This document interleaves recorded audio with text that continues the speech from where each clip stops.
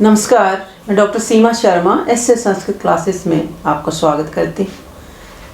आज हम एक नया अलंकार समसृष्टि अलंकार करते हैं। इससे पहले थोड़ा समझ लेते हैं कि दो या दो से अधिक काव्य अलंकारों का ऐसा मेल जिसमें सब एक दूसरे के प्रति आश्रित तथा अंतर्भूत न हो। यानी कहने का भाव ये है कि एक एक अलंकार तो चमत्कार उत्पन्न करता ही है, परंतु किसी आभूषण में विभिन्न प्रकार के रत्न इत्यादि यदि जड़ दिए जाते हैं तो उसकी शोभा और बढ़ जाती है। तो आचार्यों ने इस बात पर भी विचार किया कि कई अलंकार एक साथ मिलकर किस प्रकार चमत्कार उत्पन्न करते हैं। तो आचार्यों ने इस बात पर मिलकर के विचार किया कि कई अलंकार एक साथ मिलकर किस प्रकार चमत्कार उत्पन्न करते हैं। तो इस दिशा में दो प्रकार संभव हैं, समसृष्टि और संकर। समसृष्टि अलंकार और संकर अलंकार।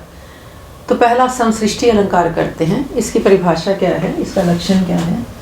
इसका लक्षण है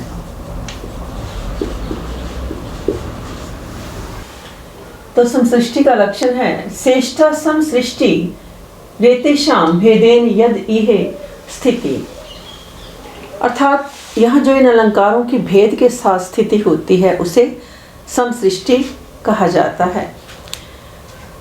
यानी एक से अधिक अलंकारों की परस्पर निरपेक्ष रहते हुए भी जो एकत्र अवस्थिति है जिसमें एक अलग ही चमत्कार है, अर्थात एक साथ आने वाले अलंकार निरपेक्ष रूप में शोभा संपादक होते हैं, यहाँ पर समसृष्टि अलंकार होता है। यानी कहने का मतलब ये है कि जहाँ एक से अधिक अलंकार आपस में इकट्ठे तो होते हैं, परंतु किस रूप में होते हैं? निरपेक्ष रूप में रहते हुए भी एकदम वहाँ इकट्ठे उपस्थित होते हैं, उनकी एकदम अवस्थिति होती है, एक उनकी उपस्थिति होती है, जिसमें एक अलग ही चमत्कार है। अर्थात एक साथ आने वाले अलंकार निरपेक्ष रूप में शोभा को बढ़ाने वाले होते हैं, वहीं पर समसृष्टि अलंकार होता है।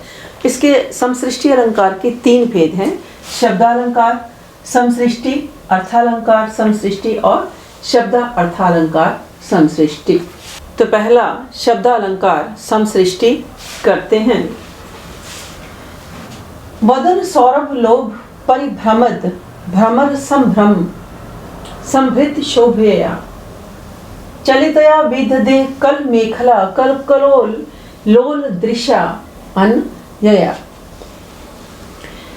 अर्थात मम्मटाचार्य यहाँ क्या कहते हैं, जहाँ पर एक से अधिक शब्दालंकारों की समसृष्टि हो वहाँ शब्द अलंकार समसृष्टि होती है। इस उदाहरण के माध्यम से कि मुख की सुगंधि के लोभ से, घूमने वाले भ्रमरों के भय से, बढ़ी हुई शोभा वाली अलकों से चंचल दृष्टि वाली चलने वाली कोई युवती जिधर भी जाती है उसकी कल मेखला की जो सुंदर करधनी है कल कल ध्वनि करती हुई सुनी जाती है।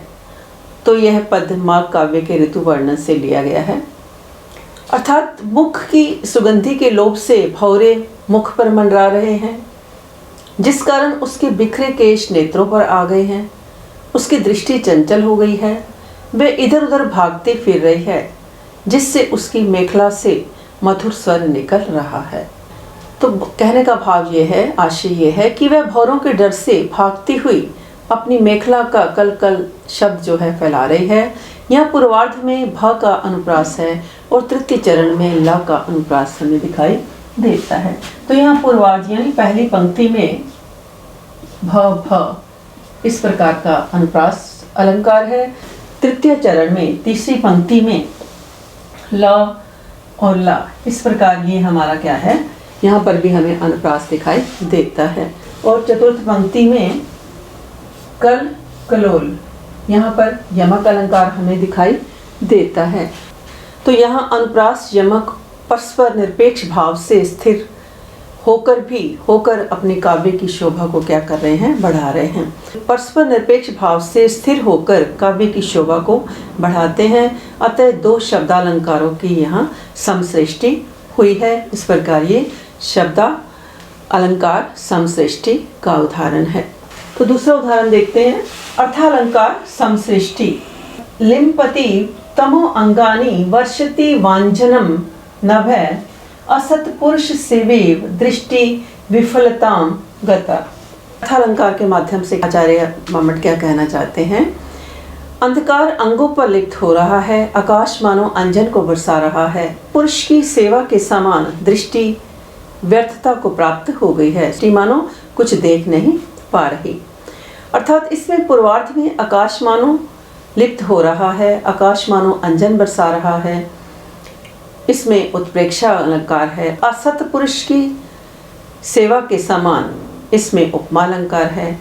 ये दोनों अर्थालंकार निरपेक्ष भाव से वाक्य में काव्य की शोभा को बढ़ाते हैं। अतः यहाँ उत्प्रेक्षा और उपमा दो अर्थालंकारों की समसृष्टि हुई है। इस प्रकार ये हमारा उदाहरण क्या है? अर्थालंकार समसृष्टि का उदाहरण है। लिम्पति तमो अंगानी वर्षति वांछनम नभय असत्पुरुष सेवीव दृष्टि विफलता गतय, कि अंधकार मानो अंगों से लिपट रहा है, आकाश मानो काजल बरसा रहा है और असत पुरुष की सेवा के समान दृष्टि कैसी है? विफलता को प्राप्त हो गई है। तो ये हमारा अर्थालंकार समसृष्टि का उदाहरण है। अगला तीसरा देखते हैं हम उदाहरण, शब्द अर्थालंकार समसृष्टि। सो नाथ थी एथ गामे जो अयम मह महंत ला अन्नम स न अस्ति अत्र ग्रामे य एनाम मह महायामान लावण्याम तरुणानाम हृदय लुन टाकीम परिश्वक् मानानाम निवार्यति। तो यहाँ पर हम क्या देख रहे हैं इस अलंकार में कि शब्द और अर्थालंकार दोनों की यहाँ में स्पष्ट प्रतीति होती है। अर्थात इस गांव में कोई भी ऐसा युवक नहीं जो इस सौंदर्य की कस्तूरी से मतवाली और तरुणों के हृदय को लूटने वाले इधर उधर घमंड में चूर होकर घूमना फिरना छुड़ा सके। तो मेरे चैनल को आप ऐसे संस्कृत चैनल को लाइक करें, सब्सक्राइब करें और शेयर भी करें। और यदि आप कुछ सर्च करना चाहते हैं तो उस टॉपिक के साथ मानो हम अलंकार कर रहे हैं तो जैसे समसृष्टि लिखेंगे और साथ में ऐसे संस्कृत लिखेंगे तो आप पूरी वीडियो उसमें अच्छे प्रकार से देख सकते हैं। प्लेलिस्ट में भी जाकर के भी देख सकते हैं, संधि समास मैंने दिए हैं उसमें। यदि आपकी कोई और डिमांड है तो वो आप भी कमेंट बॉक्स में जाकर के लिख सकते हैं, इसके ऊपर जल्दी ही अमल किया जाएगा। तो यहाँ प्रथम पंक्ति में नथ थी एथ में त था 2 बार आया है, अतः यहाँ व्यंजनों का एक बार साम्य होने से 6 का अनुप्रास है। अनुप्रास हमारा किस में आता है? शब्दालंकार में आता है। और जो दूसरी पंक्ति है उत्तरार्ध में हृदय को लूटने वाली में रूपक है। इस प्रकार ये क्या है? हमारा रूपक अर्थालंकार है। तो पहला शब्दालंकार है और दूसरा अर्थालंकार है और ये दोनों हैं परस्पर निरपेक्ष किंतु एक जगह ही अवस्थित है, एक जगह ही ठहरे हुए हैं।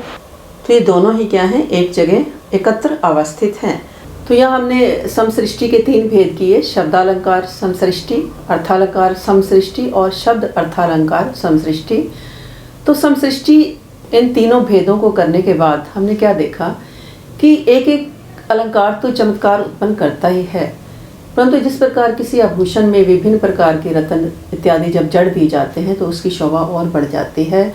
तब आचार्यों ने एक इस प्रकार मिलकर के विचार किया कि कई अलंकार एक साथ जब मिलते हैं तो किस प्रकार का चमत्कार उत्पन्न होता है, वो हमने समसृष्टि के माध्यम से जाना। तो आज के लिए इतना ही। धन्यवाद। जय हिंद, जय भारत।